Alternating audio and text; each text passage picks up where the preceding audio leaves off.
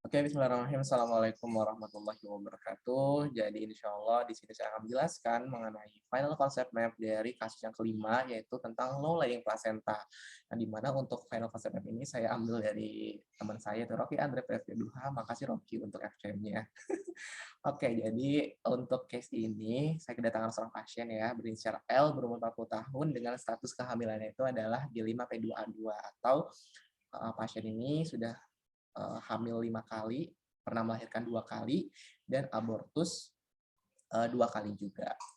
Dan untuk sebelumnya, sebelum saya menjelaskan mengenai mekanismenya, pasien ini pasti nanti akan mengalami ovulasi, ya, mengalami ovulasi atau pengeluaran ovum dari ovarium, sehingga nantinya pasien berisik banget motor.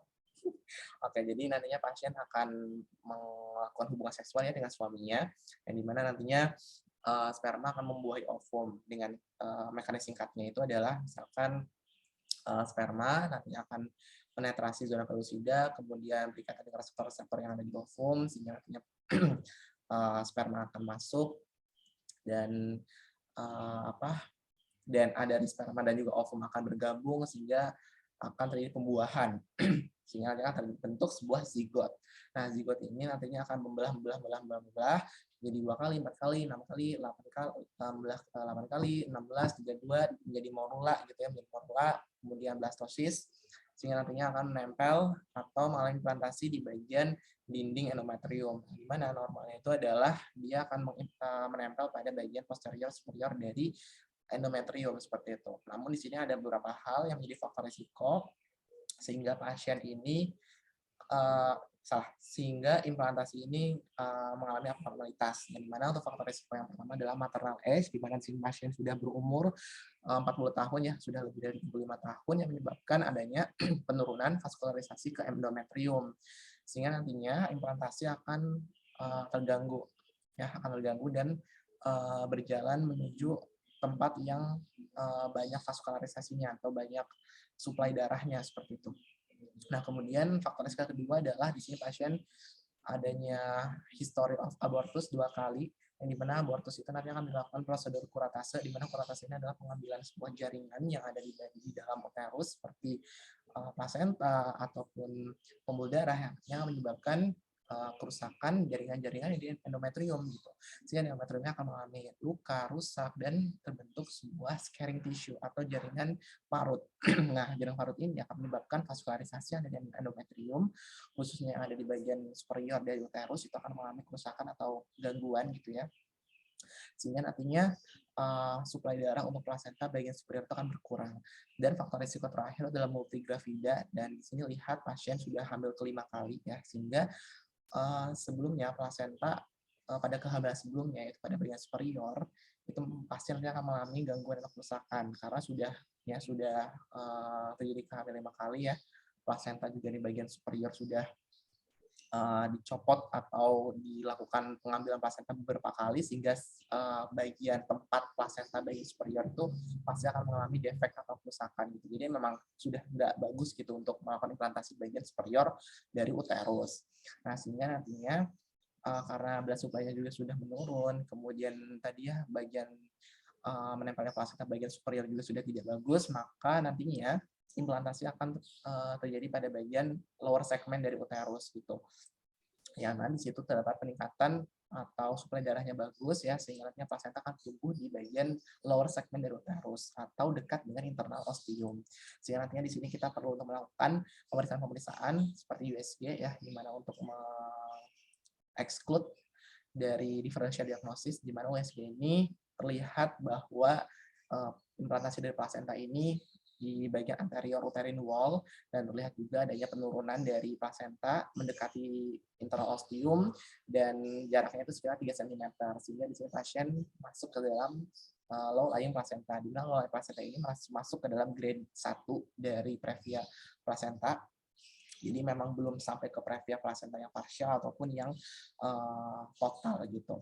Nah, sehingga nantinya di sini akan terjadi kerusakan pada tempat yang ditempeli oleh plasenta ya, karena plasenta ini menempel bukan pada tempatnya gitu, berkembang dan tumbuh tidak pada tempatnya ya, yaitu pada bagian bawah, sehingga nantinya juga akan menyebabkan kerusakan dan juga gangguan pada vaskularisasi yang ada di bagian lower segment uterus, karena di situ memang tidak boleh ditempeli atau melakukan perkembangan plasenta, sehingga artinya ini akan menyebabkan gangguan atau kerusakan pada pembuluh darah dekat dengan interosium, sehingga pasien akan mengalami bleeding. Bleedingnya ini pada waktu sebelum kelahiran.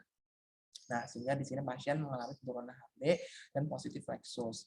Nah, di mana di sini pasien juga preeklamsianya itu sudah preeklamsi yang trimester ketiga, di mana trimester ketiga ini akan menyebabkan peningkatan kontraksi uterus ya, karena akan siap untuk melahirkan gitu. Sehingga nantinya akan terjadi tekanan pada bagian uterus, khususnya pada bagian lower segment uterus, yang mana ini juga merupakan salah satu faktor pasien akan mengalami bleeding gitu. Bleeding atau perdarahan. Nah, di mana pada trimester ketiga juga akan terjadi penipisan dari lower segment uterus. Ya, penipisan dikarenakan pasien juga sudah siap melahirkan dan dilatasi juga sudah sampai 5-6 cm. Dan ini juga pasti akan menyebabkan cervixnya itu akan mengalami penipisan dan juga terlihat soft, atau rasanya itu soft. Nah, pada trimester ketiga juga ternyata amniotic membran pasien itu juga impact, sehingga pada keadaan ini semua pasien didiagnosis kehamilannya itu G5P2A2, kemudian tidak prematur dan masuk ke dalam fase aktif sudah stage pertama, kemudian antepartum bleeding atau perdarahan yang sebelum kelahiran gitu, antepartum. Kemudian pasien juga mengalami low lying placenta atau penurunan plasenta dikarenakan tadi ada faktor risiko seperti maternal age atau sudah tua gitu ya pasiennya. Kemudian multigravida dan juga abortion gitu. Sehingga nantinya di sini pasien akan siap untuk melahirkan, yaitu melahirkannya dengan pervaginam atau dengan vaginal delivery yang dibantu dengan oksitosin. Nah, oksitosin ini salah satunya adalah untuk meningkatkan kontraksi uterus untuk mempermudah dalam kelahiran, sehingga nantinya di sini pasien melahirkan anak laki-laki beratnya 3.200 gram dan panjangnya 49 cm dengan kondisi yang cukup bagus. Nah, sehingga setelah dilahirkan bayinya, maka tidak apa untuk mengeluarkan plasentanya. Seperti itu. Nah, di mana di sini juga pasien diberikan metil ergometrin, di mana metil ergometrin ini juga salah satunya untuk meningkatkan kontraksi dan memberhentikan perdarahan dari pasien. Seperti itu. Ini mungkin salah satu konsep map dari Rocky Andre Previoduha. Terima kasih Rocky. Assalamualaikum warahmatullahi wabarakatuh. Oke, siap.